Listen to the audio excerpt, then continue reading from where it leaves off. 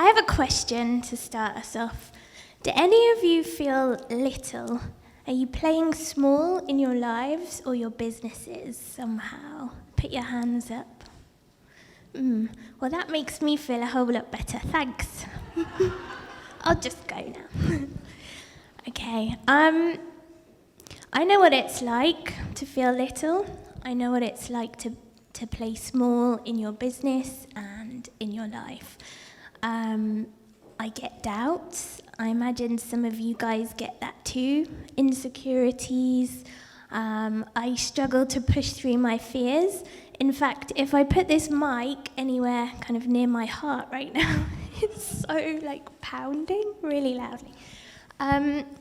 You see, having a little voice like this has kind of affected me all of my life, and it's hardly surprising, really, given that roughly once a week someone rings our house, takes a kind of uncomfortably long pause when I pick up the phone, and then asks to speak to my mum. One time, I was booking a party for my son at the swimming pool, and they thought I was booking a party for myself. It got very confusing. I mean, why would a 9-year-old have a credit card? Honestly, that doesn't make any sense. And, I'm really good at swearing. I'm great at complaining about things because I'm so sweet and I get what I want. If I ring up the Thai takeaway, they know it's me straight away. And I could probably start some kind of dodgy phone sex line. And people often suggest I've missed my calling, that I should, in fact, be in The Simpsons. It's a bit rude, really. But I'm not going to do that. And as an entrepreneur, it's been interesting. As you can imagine, being afraid of using the phone, not a great skill when you're running a business. Being in videos was far too scary for me, let alone podcasting or speaking. So honestly, I have no idea how this happened. It's held me back over the years. You can imagine I've done some really silly / weird things in my business. Pricing has been an issue, boundaries, fairly bendy, I would say. I've made some pretty poor decisions along the way because I was afraid of kind of upsetting people. I was embarrassed or just kind of lacking in confidence.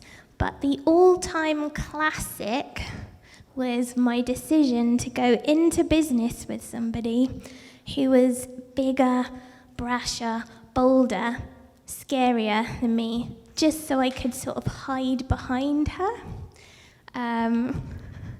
It didn't go well, as you can imagine, and it kind of culminated in this beautiful phone conversation that we had, where she started laying into me, accusing me of playing small.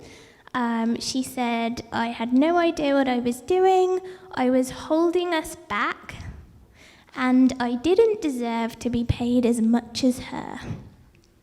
Which was kind of random, seeing as I'd started the business in the first place. When she said all of this stuff to me, a strange thing happened.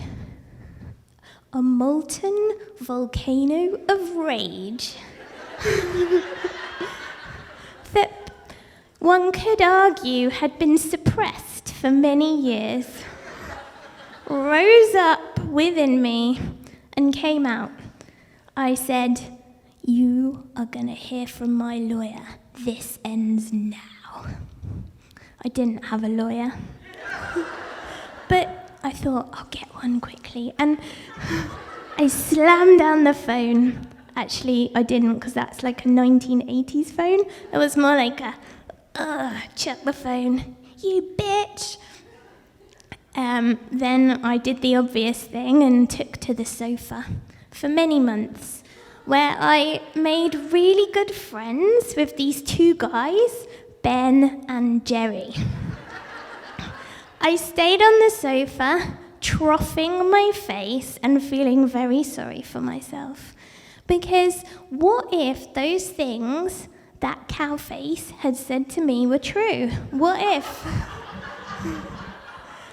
if actually I was playing small? At that point, I'd never heard that phrase, and to be honest, I thought it sounded pretty pretentious. But anyway, what if I was playing small? What if I really was held back and kind of keeping myself in this tiny little space, being kind of a shadow of my potential? What if she was right? Ugh. It really pissed me off. But the thing was, as the weeks passed, the freezer emptied, my belly grew, and I decided, you know what? I'd started a business before on my own, I could do it again. I found this reserve of strength within me, and I decided that this time it would be different.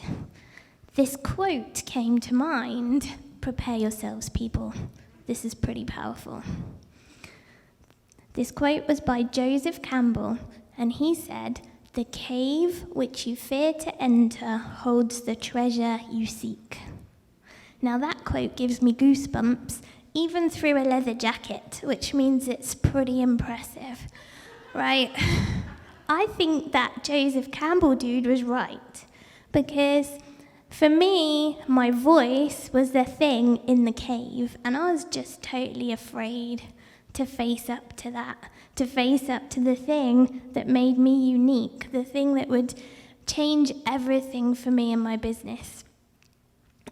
And it turns out, if something gives you goosebumps and makes you want to throw up, even a little bit and just in your mouth, it's usually the thing that you should be doing. So then and there, I decided something's gonna change, right? So I decided that no more would I be hiding literally behind someone. No more would I be hiding behind my computer or the curtains or the dog. I was going to go all in and embrace my little voice. And it struck me I could create a brand around this thing. So I decided I would call my business Little Voice, Big Business. And that decision changed everything. The moment that I decided to face up to my fears, embrace the thing that makes me me, and put myself out there and be visible, that was the moment that my business really launched into the stratosphere. Now, I may not be a millionaire, I'm not a legend yet, maybe one day, but you know what? I really believe that when you embrace your big personality, when you do you in your business, that's when really good things happen. So I feel like rather than trying to pretend to everybody here that I'm like just so confident, I'm just gonna flip my skirt and my high heels and my long hair and be all fancy, I'm not gonna do that. I'm not gonna pretend that I'm just like oozing confidence and that I'm going to help you make $1 billion in your business, yada, yada, yada. I'm not going to do that. I'm just going to be myself. I'm going to admit to you that I'm really scared standing here. I'm pretty sweaty, if I'm honest, but maybe you didn't need to know that. I feel like if you embrace the thing about yourself, maybe the thing that you're hiding, if you tell your story like Chantal's been helping us to do, if you really enhance or amplify the thing about you that makes you you, maybe the way you do things, then you're going to stand out. You're going to attract your kind of people. Yeah, some people will think you're a knob, but who cares? You just, you don't care about them. You just want to attract your kind of people. So in order for you to go big in your businesses, I think it's really important for you to have, for you to embrace your big personality and for you to target your kind of people so that you can show them big love. Now, what I mean by that is that you don't have to work with people you don't like. They're not your family. You're not stuck with them forever and ever and ever, even if they've got questionable political views.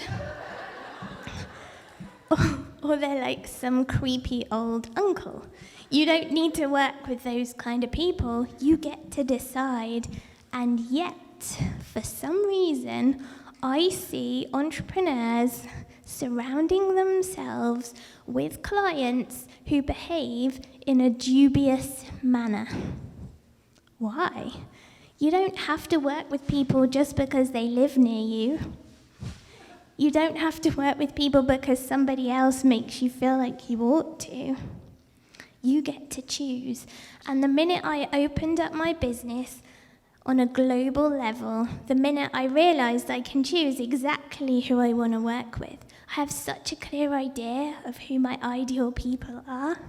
I love my people. They're lovely. Kathy over there, Natasha, they're such gorgeous people. They're my buddies. I want to hang out with them all the time.